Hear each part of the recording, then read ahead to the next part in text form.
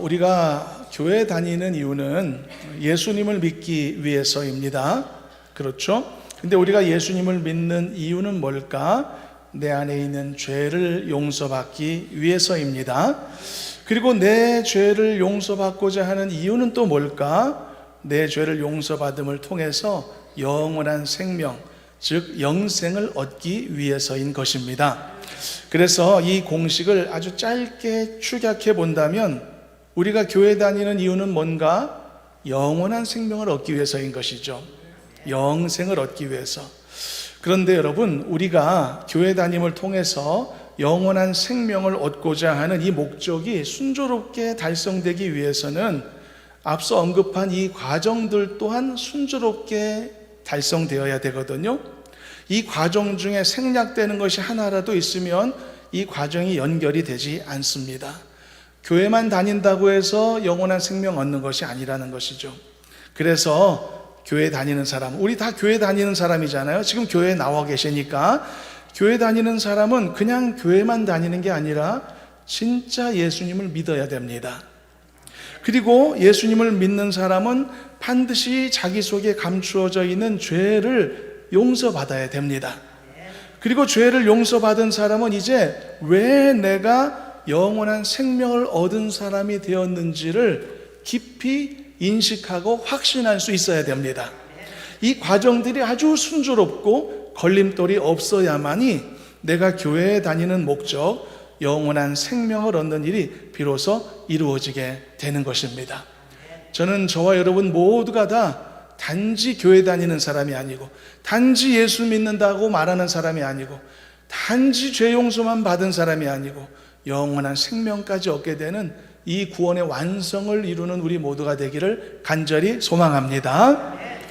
그런데 이 과정이 이루어져야 되는데 이루어지지 못하는 걸림돌들이 빈번히 존재할 때가 있습니다. 그 걸림돌이 딱 한 가지가 있는데 그게 뭐냐?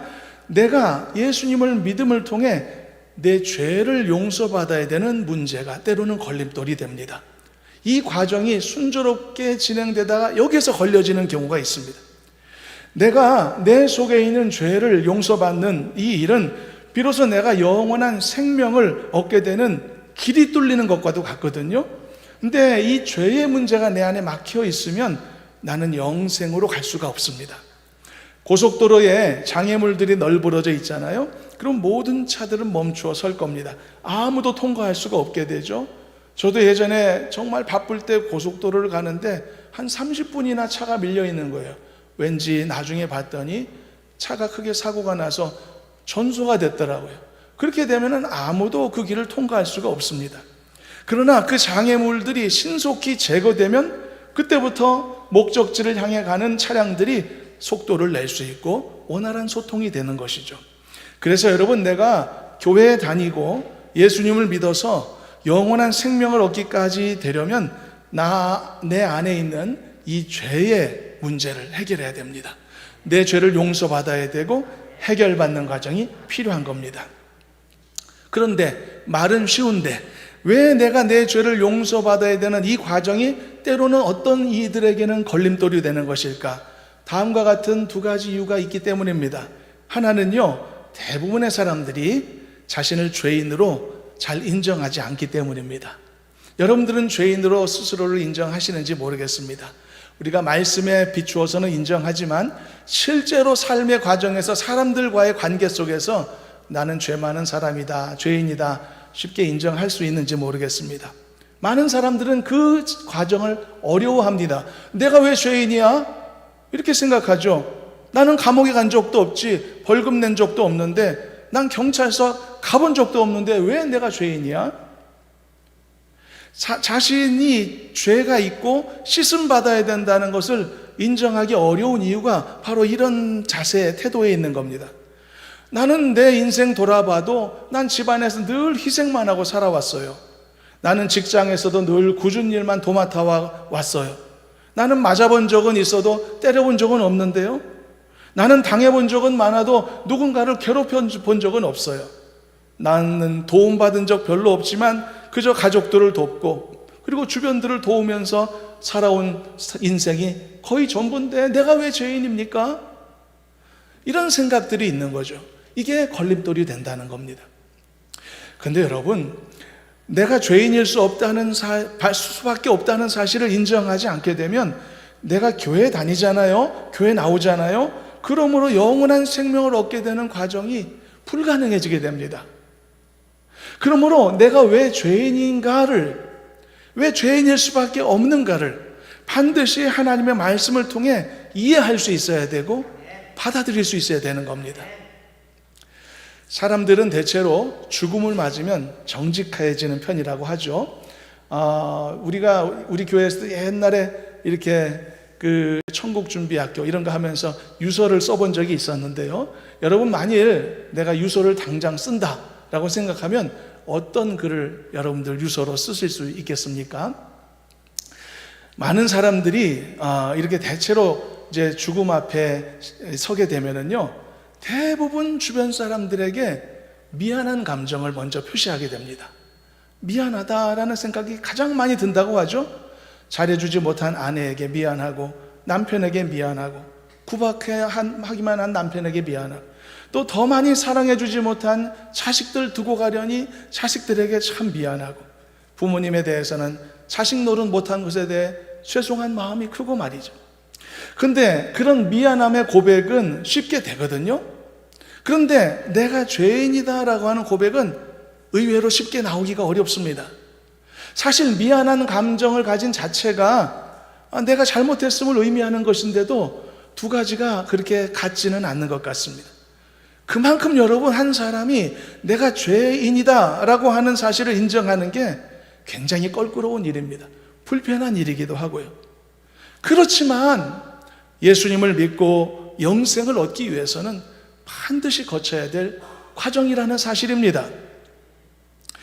그리고 둘째, 내가 죄인이라는 사실을 혹시 인정하게 되었더라도 어떤 방식으로, 어떤 논리로 내 죄가 용서함을 입는가에 대하여 잘 이해하지 못하는 경우입니다. 그러니까 두 가지 걸림돌이 있는 거죠. 내가 왜 죄인인가 수긍이 안 되고 이해하지 못하는 걸림돌, 또 하나는 내 죄가 어떤 식으로 해결되고 용서받는지를 이해하지 못하는 걸림돌이 있습니다. 그런데 역설적으로 이 두 가지 걸림돌만 해결되면 누구라도 교회 나오고, 누구라도 예수 믿고, 누구라도 죄 용서를 받고, 누구라도 영원한 생명을 얻을 수 있다는 사실인 것이죠. 그래서 이 걸림돌을 제거하기 위해서 반드시 중요한 키워드 하나를 우리가 잊지 않아야 됩니다. 그것은 바로 예수님께서 십자가에서 흘리신 피입니다. 피입니다. 이 피의 의미와 가치를 이해하게 될 때 영원한 생명을 향해 걸어가는 나의 발걸음에 장애물들이 사라지게 되는 겁니다. 그래서 우리는 이 시간에 이 걸림돌을 없애줄 수 있는 예수님의 피에 관한 말씀을 잠시 나누고자 합니다. 신자가 돼서 오래 교회 다닌 사람도 체계적으로 성경의 진리를 습득하지 않게 되면 예수님의 십자가의 보혈의 피가 왜 내 죄를 용서함을 주시는가에 대하여 잘 이해하지 못하는 경우도 있습니다. 우리가 죄 가운데서 구원받게 될 수 있는 원리가 뭔가, 어떻게 나 같은 허물 많은 사람이 영원한 생명을 얻을 수 있게 되는가 이해 못하는 경우가 많습니다. 그래서 우리는 끊임없이 예수님의 십자가를 배우고 선포해야 됩니다. 그가 흘리신 피의 가치를 이해하고 고백할 수 있어야 됩니다. 이걸 모르는 사람이 있다면 당연히 배우고 선포해야 되고, 이걸 아는 사람이 있더라도 잊어서는 안 되기 때문에 반복해야 됩니다.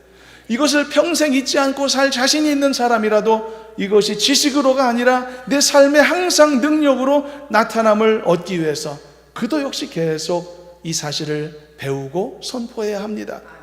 그래서 오늘과 같은 이 말씀은 우리 모두에게, 여기 계신 모두는 신앙의 수준, 신앙의 이 경력, 단계 다 각각이겠지만 모두에게 필요한 말씀인 것입니다.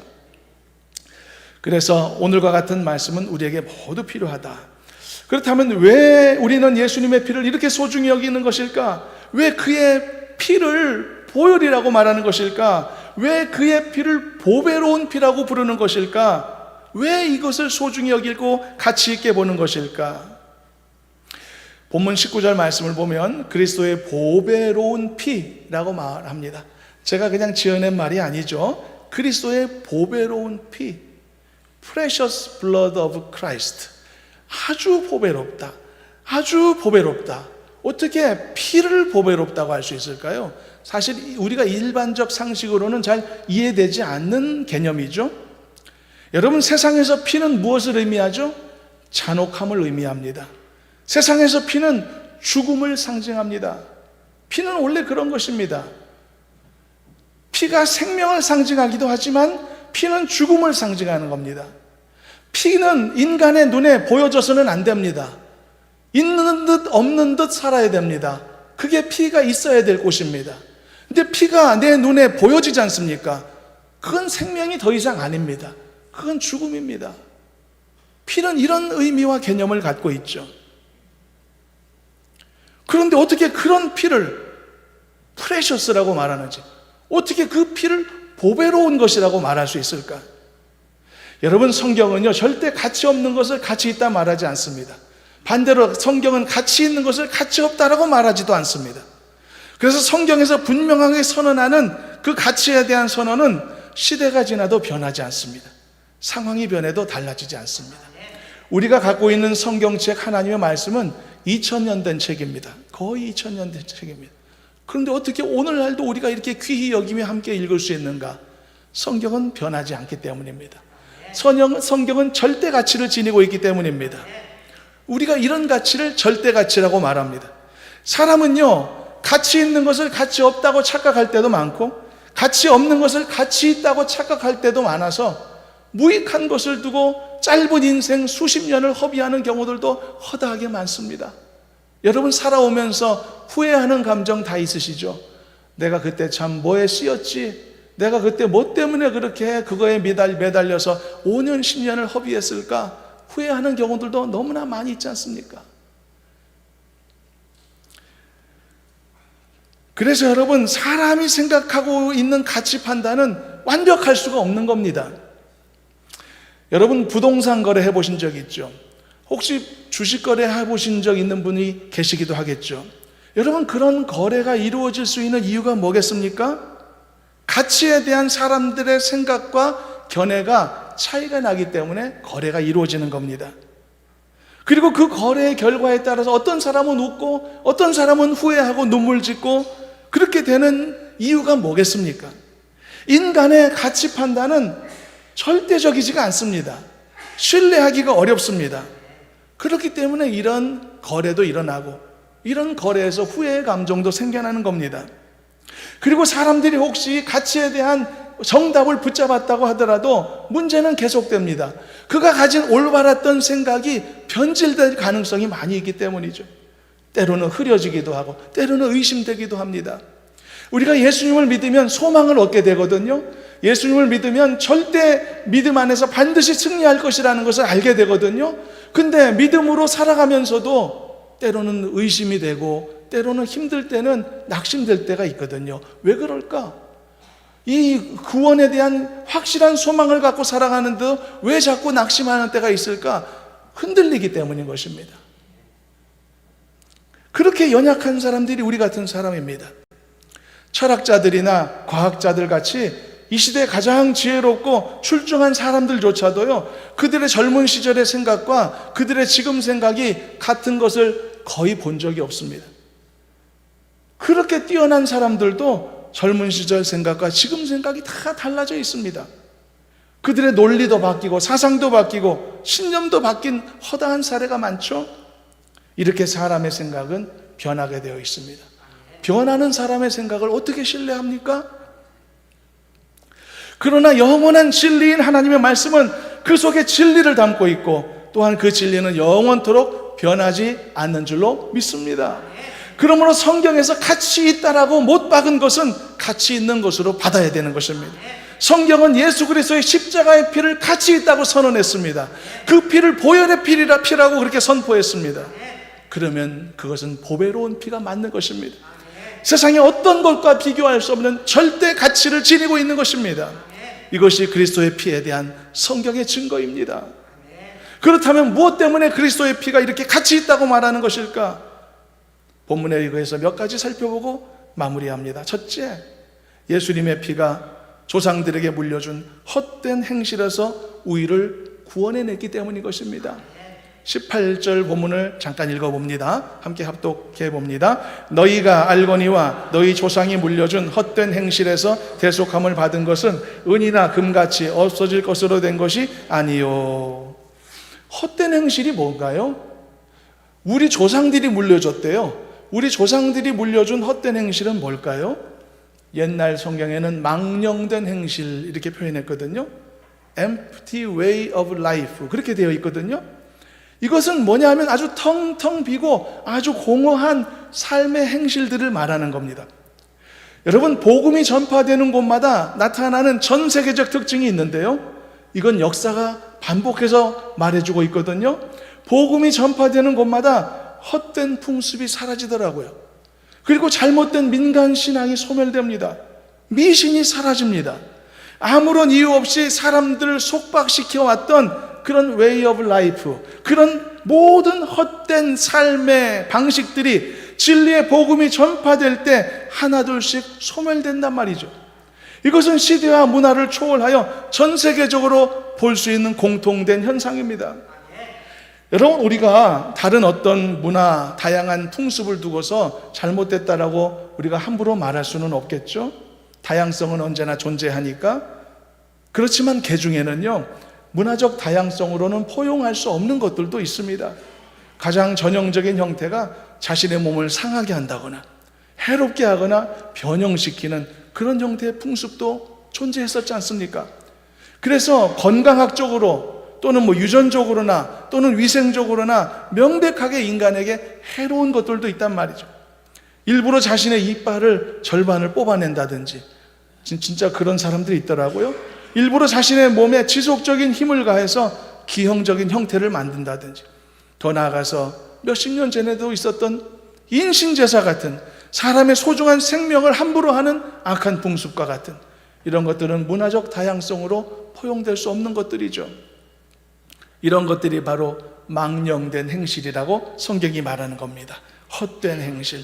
그런데 이런 것들이 복음이 선포되는 곳마다 다 사라진다는 것이죠. 이것이 그리스도의 보배로운 피의 놀라운 능력인 것입니다. 18절, 19절을 다시 한번 읽어봅니다. 이번에는 19절까지 포함해서 함께 읽어봅니다.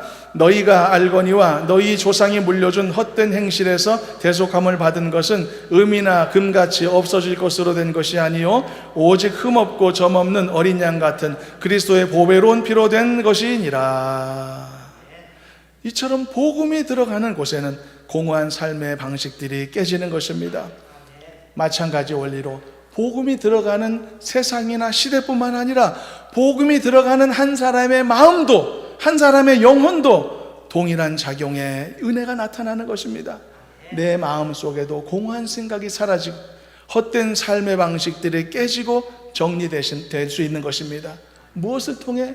예수님을 믿음을 통해서 말입니다. 복음이 가장 다이나믹하게 선포되었던 시대가 초대교회 시대, 그 역사를 가장 많이 서술한 책이 사도행전인데, 사도행전 19장을 보면 바울이 복음의 불모지였었던 에베소에서 복음을 전하게 됐죠. 그 당시 소아시아 마게도냐 지역은 수많은 미신과 우상과 거짓 교훈들로 가득 쌓여 있었습니다. 에베소도 마찬가지였었습니다. 그런데 바울이 그 에베소에 자리 잡고 2년여 동안 복음을 선포했었죠. 그랬더니 그 도시에 큰 변화가 일어났습니다. 바울이 이 놀라운 성경 말씀으로 능력을 베풀었던 그 사건을 통해 에베소에 있는 수많은 미신 숭배자들이, 마술사들이 복음의 말씀 앞에 무릎 꿇게 된 사건이 나타나게 되었죠. 이 일을 기록한 사도행전 19장 17, 19절을 한번 읽어보고 넘어가도록 합니다. 읽어봅니다. 에베소에 사는 유대인과 헬라인이 다 이 일을 알고 두려워하며 주 예수의 이름을 높이고 믿은 사람들이 많이 와서 자복하여 행한 일을 알리며 또 마술을 행하던 많은 사람이 그 책을 모아가지고 와서 모든 사람 앞에서 불사르니 그 책값을 계산한 즉 은 5만이나 되더라. 그 당시 바울 이전에는 복음을 알 수 없었던 에베소라는 도시가 얼마나 영적으로 암흑 같은 시대였었는지를 보여줍니다. 그랬던 그곳에 놀라운 영적 바람이 불었죠. 헛된 것을 쫓으며 자신의 인생에 안타까운 허비하던 그런 사람들이 바울의 선포 앞에 다 굴복하게 됐고, 많은 사람들이 보는 앞에서 자신들이 사용해왔던 모든 잘못된 지식을 담은 서적들을 불살랐다고 말하고 있습니다. 바로 이것이 성경에 나타나고 있는 empty way of life, 공허하고 무익한 삶의 방식에서 해방된 한 도시가 구원을 받은 커다란 사례로 기록되고 있는 것입니다. 여러분, 복음이 전파된 곳에는 항상 이런 은혜가 나타나는 것입니다. 그 복음이 무엇입니까? 바로 십자가의 피를 증거하는 말씀인 것입니다. 여러분 모두가 다 예수 그리스도를 믿고 자유함을 얻어서 영원한 생명에 이르는 은혜가 있기를 주님의 이름으로 축원합니다. 예수님을 믿는 사람들은, 이미 믿는 사람들은 압니다. 그런데 아직 예수님을 믿지 않는 분들은 예수 믿는 것에 오해를 갖는 경우가 있습니다. 예수님을 믿으면 속박되는 것처럼, 예수님을 믿으면 거기에 매여야만 되는 것처럼, 예수님을 믿으면 일요일날 어디 못 가고 교회 나와야 되는 것처럼, 그래서 예수 믿으면 해야 될 것도 못하고 즐길 것도 못 즐기는 것처럼 예수 믿는 것을 그렇게 생각합니다. 그러나 그렇지 않습니다. 예수님을 믿으면 오히려 모든 더러움과 나를 속이는 악한 것과 거짓된 것으로부터 자유케 되는 줄로 믿습니다. 해방되는 것입니다. 예수 믿으면 자유함을 얻게 되는 것입니다. 잘못된 상식을 벗어내야 될 것입니다. 우리 모두가 예수님을 온전하게 믿고 따르는 성도들이 되어서 진정으로 주 안에서 자유함을 경험하는 우리가 되었으면 좋겠습니다. 그래서 우리 모두는 이 한 가지 이유만을 갖고서도 우리에게 죄 용서와 구원을 베푸시는 예수 그리스도의 피를 보혈의 피라고, 보배로운 피라고 고백할 수 있는 줄로 믿습니다. 둘째로, 하나님을 향해 믿음과 소망을 갖게 만들기 때문에 예수님의 피를 보배롭다라고 말하는 겁니다. 21절 이번에는 읽어보겠습니다. 함께 합독해 봅니다. 너희는 그를 죽은 자 가운데서 살리시고 영광을 주신 하나님을 그리스도로 말미암아 믿는 자니 너희 믿음과 소망이 하나님께 있게 하셨느니라. 예수님의 피는 우리에게 소망 자체입니다. 왜냐하면 우리는 그 피의 공로로 말미암아 하나님 나라에 들어갈 수 있는 담력을 얻었기 때문이죠. 그리고 감히 그런 소망을 내 마음에 품을 수 있었기 때문입니다. 그래서 여러분, 이것이 우리에게 소망이 되는 것입니다. 우리는 죄 때문에 하나님을 만나기가 어렵습니다. 그런데 내 죄가 용서받으니 하나님을 만날 수 있게 된 겁니다. 이것이 우리에게 소망이고 이것이 우리에게 기쁨이 되는 것입니다. 오늘 찬양대 찬양해 보니까 우리의 영혼이 잘 되는 것과 우리의 육체가 잘 되는 것이 하나님의 기뻐하시는 일이고 그것이 우리를 향한 하나님의 약속이라고 찬양에서 고백하는 것을 들었지 않습니까? 여러분, 이것이 우리가 예수님을 믿게 되고 그리고 죄 용서함을 받아 구원을 입게 되었을 때 우리에게 주어지는 놀라운 은혜이고 축복이라는 것을 잊지 않았으면 좋겠습니다. 이것이 하나님을 향해 믿음과 소망을 갖게 하는 보혈의 피의 권세라고 하는 사실입니다. 이 놀라운 보배로운 피의 권세를 우리 모두가 한 번도 빠짐없이 깨닫게 되고 받아들여서 그 은혜와 은덕을 누리는 우리 모두가 되기를 주님의 이름으로 축원합니다. 마지막 세 번째, 그 보혈의 피가 우리의 영혼을 깨끗하게 만들기 때문입니다. 이번에는 22절, 오늘 본문은 아니지만 함께 읽어봅니다. 너희가 진리를 순종함으로 너희 영혼을 깨끗하게 하여 거짓이 없이 형제를 사랑하기에 이르렀으니 마음으로 뜨겁게 서로 사랑하라. 여러분, 보혈의 피는 우리의 영혼을 깨끗게 하는 줄로 믿습니다. 여러분, 이 세상에서 자기 영혼을 깨끗게 할 수 있는 사람 있나요? 불가능합니다. 어떻게 내 영혼을 깨끗하게 하죠? 내 몸은 내가 깨끗이 씻을 수가 있어요. 하지만 내 마음을 스스로 깨끗하게 할 수 있나요? 내 마음조차도 내가 가누지 못하거든요. 사람은 원래 그렇거든요. 내 영혼을 어떻게 스스로 깨끗이 씻습니까? 명상을 통해 씻을 수 있나요? 해탈하면 그게 가능할까요? 득도를 하면 혹시 할 수 있을까요? 여러분, 사람에게는 스스로 할 수 있는 일이 있고 스스로 할 수 없는 일도 엄연히 있습니다. 내가 할 수 없는 영역이 있단 말입니다. 내 몸뚱아리 하나 씻는 거는 내가 할 수 있어요.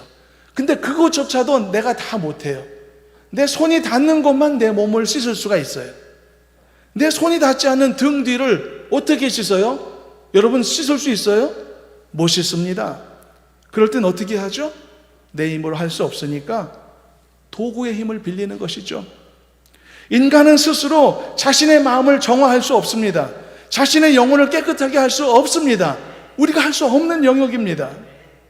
여러분, 짧게 살았다고 더 깨끗한가요? 길게 살았다고 더 깨끗한가요? 내가 인생 50년, 60년 살아보니 더 인격적이 되고 더 참을성 있게 되고 더 깨끗하게 되더라. 진짜인가요? 오히려 10년 살면 10년만큼 더 더러워지고 20년 살면 20년만큼 더 낡아지는 게 우리의 몸과 우리의 육체, 영혼 아닙니까? 내 영혼은 날마다 새로워져야 되는데 하나님이 그렇게 말씀하시는데 계속 낡아져 가는 게 우리의 몸과 영혼이란 말이죠. 이것 때문에 오늘 말씀을 기록한 바울도 개인적으로 탄식하기도 했습니다. 너무너무 힘들다, 안타깝다. 내 몸과 내 영혼이 날이 갈수록, 나이 들수록 낡아져 가는구나. 마치 우리의 영혼은 그래서 소모품과도 같습니다. 안 그러고 싶어도 어쩔 수가 없는 겁니다. 계속 소모되는 거죠. 화장실에 새 휴지를 걸어놔도 며칠 있으면 사라지는 것처럼, 언제 썼는지 사라지는 것처럼, 막 새로 구입한 차는 처음에는 깨끗하죠. 단지 시간이 그 차를 더럽게 만듭니다. 시간이 그 차를 낡아져 가게 하듯이 우리 영혼도 그렇더라는 거죠. 누가 이런 순리를 거스를 수 있을까? 이건 세상의 법칙이기도 하죠. 날이 갈수록 더러워지고 정결해지지 못해지는 것, 아무도 그걸 거스를 수가 없습니다. 그러나 여러분, 보혈의 능력이 이러한 기적을 일으켜준다고 성경은 약속하고 있습니다. 믿으시기를 바랍니다. 진짜라면 받아야 되는 것 아닙니까? 이게 진짜라면 우리가 외면하면 안 되는 거 아닙니까? 가짜라면 몰라도 혹시 진짜면 어떡할 겁니까? 진짜 예수 그리스도의 피로 말미암아 내 더러웠던 죄가 씻음 받게 되고, 그리고 나의 영혼이 정결함을 입게 돼서 새 사람이 될 수 있다면, 이게 진짜라면 여러분, 이거 붙잡아야 되는 것 아닙니까?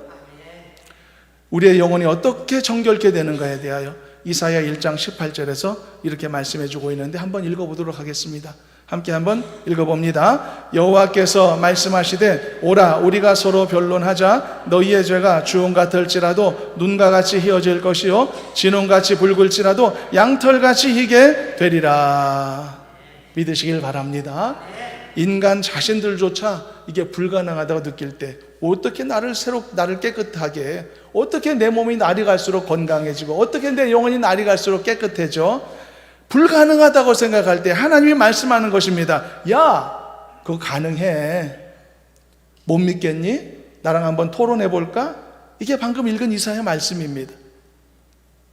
우리의 영혼이 보혈의 피로 지금 깨끗함을 입었다면 원래부터 깨끗한 게 아니라 더러워졌던 우리의 영혼이 회복된 것입니다. 깨끗함을 입은 것입니다. 저는 여기 계신 모든 예배자 여러분들은 다 어쨌든 예배자들이니까 여러분들이 예수님의 이 보혈의 피의 능력을 알게 되기를 바라고, 그로 인해 여러분들의 몸과 여러분들의 정신, 여러분들의 마음, 여러분들의 영혼이 전부 다 정결해지고 건강해지는 회복의 은혜를 경험할 수 있기를 주님의 이름으로 축복합니다. 미국 애리조나 주에 가면은 50년, 60년 된 골동품 차를 경매하는 곳이 있습니다.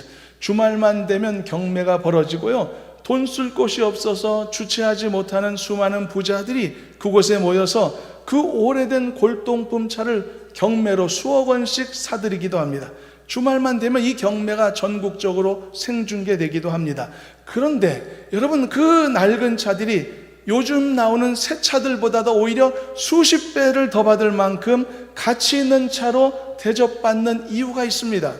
물론 돈 많은 부자들이 자기의 허영심과 소유욕 때문에 가격을 끌어올리는 면도 없지 않지만, 그 낡은 차도 역시 그 안에서부터 속까지 모든 것을 새 차처럼 새롭게 단장하기 때문입니다. 원래의 차 모양은 그대로 유지한 채로 그 겉과 속을 완전히 새 것으로 뒤바꾼다는 것이죠. 수천만 원 들여서 혹은 수억 원씩 들여서 그런 일을 한단 말입니다. 그래서 그 차들이 비싸게 대접받는 것입니다. 한 해에도 여러분 생각해 보세요.